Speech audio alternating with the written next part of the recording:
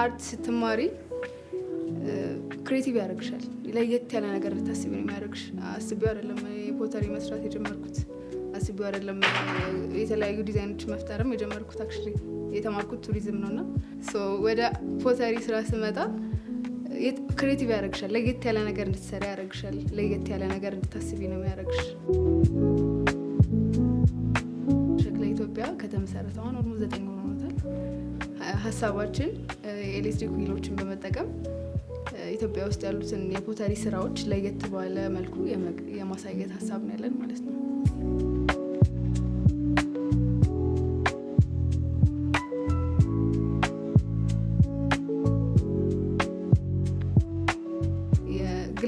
ግሌዝ አለ በብዛት ከቻይና እየመጣ የምናቀርባቸው እቃዎች ናቸው እና እዚህ ራሳችን ፕሮዲውስ ወይ ፕሮሞት የማድረግ ሀሳብ ነው ያለን።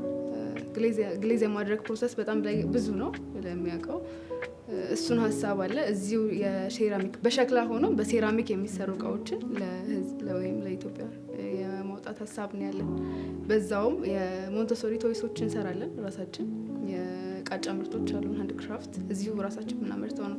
የሞንተሶሪ ቶይሶች ከውጭ ሀገር ነው በብዛት የሚመጡት። ኢትዮጵያ ውስጥ በብዛት የሚመጡት ከውጭ ሀገር ነውና እዚሁ ራሳችን ነው የምንሰራው። አይ ዶንት ኖ ከኛ ውጪ ካለ ግን እዚሁ ራሳችን ነው የምንሰራው። በብዛት ላይ ለልጆች መማሪያ የሚሆኑ ቶይሶች ናቸው። ክሬቲቭ የሚያደርጋቸው ቶይሶች ናቸው። ፖተሪውም እንደዛው ማለት ነው።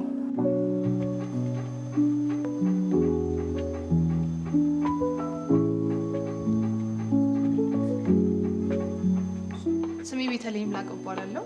እዚህ ነው ማስተማር የጀመርኩት። ግን መጀመሪያ ጂፕሰን ላይ እሰራ ነበር።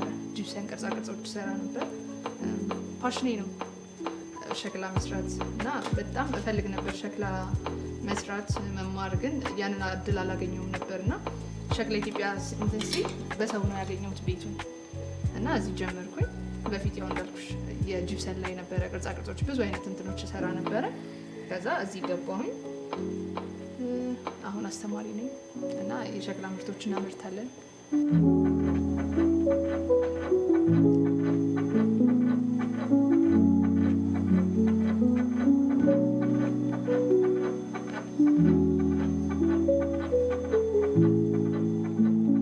እናቶቻችን የሚሰሩት ሃንድ ዊል ነው ዊሉ እና እያንዳንዱ ነገር በእጅ ነው የሚሰራው፣ ጠቅላላ በእጅ ነው የሚሰራው እና እኛ ግን በማሽን ነው የምንሰራው።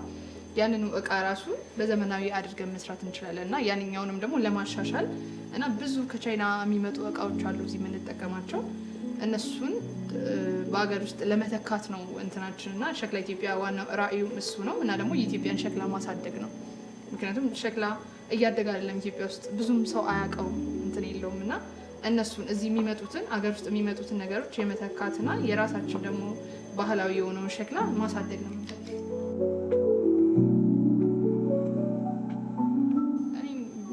ኢትዮጵያ ውስጥ ከዚህ በኋላ ኢምፖርት የሚደረግ ነገር የቤት እቃዎች ይኖራሉ ብዬ አላስብም።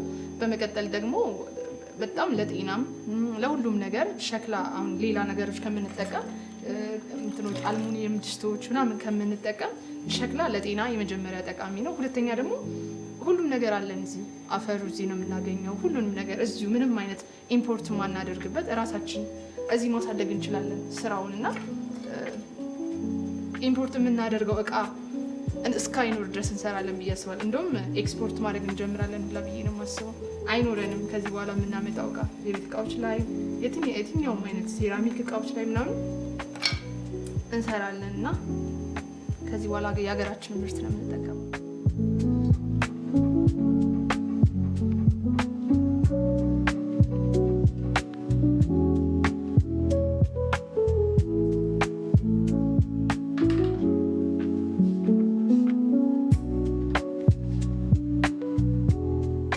በጣም ወድጃን የሰራኋት አይ ነበረ ቤተሰቤ ውስጥ ዳጣ ለበዓል ላይ ዳጣ የምትሰራ በጣም ባለሙያ ሴት አለች እና እሷ ስትሰራ መያዣ የላቸውም፣ ትንሽዬ መያዣዎች ናቸው እንትኖቹ ያቃጥሏታል እና ይሄንኛውን ለዳጣ መስሪያ እና ደግሞ እነዛኛዎቹ ደግሞ እነዚህ ሁለቱ የምታያቸው እነዚህኞቹ ደግሞ መቀነሻና ወይ ደግሞ ማቅረቢያ የሚሆኑ ናቸውና እንደዛ ነው እንትን ብዬ ኢንስፓየር አድርጎኝ አየኋትና ስትሰራ እንደዚህ አይነት ነገር ብሰራ ብዙ ሰዎች ይፈልጉታል ብዬ አሰብኩኝ። ከዛ ከነመቀነሻዎቹ 4 ናቸው እነዚህ ሁለቱን ያየሽው 4 ወይም ደግሞ ከዛም በላይ ሰዎች ማዘዝ ምናምን የሚያዙን ከሆነ እንሰራለን እና እሷን አይቼ ነው ኢንስፓየር አድርጋኝ የሰራሁት።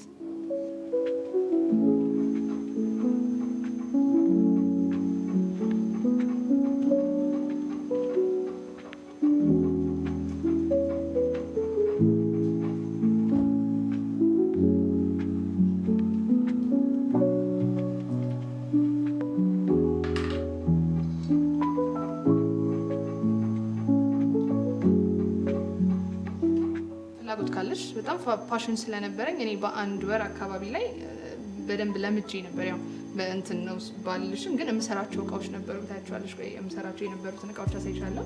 እና ምንም አይነት ሞልድ መጠቀም አያስፈልገንም። ምንም ሌላ የምንጠቀሙ ቴክኒክ የለም። እዚህ ጋር መልመድ ብቻ ነው የሚጠበቅብን። ከዛ የፈለግሻቸውን ነገሮች መስራት ትችያለሽ። ከውስጥሽ ማውጣት ትችያለሽ። የምታያቸውን ነገሮች የትኛውንም ነገር አይቼ ኮፒ አድርጌ መስራት እችላለሁ። እና ምንም እንትን የምንለው ነገር የለም። እና ቅርጽ ለማውጣት ምንም አይነት የምንጠቀመው ሌላ ቴክኒክ የለም። እዚሁ ጋር የፈለግነውን አይነት ስራ መስራት እንችላለን በማሽኑ።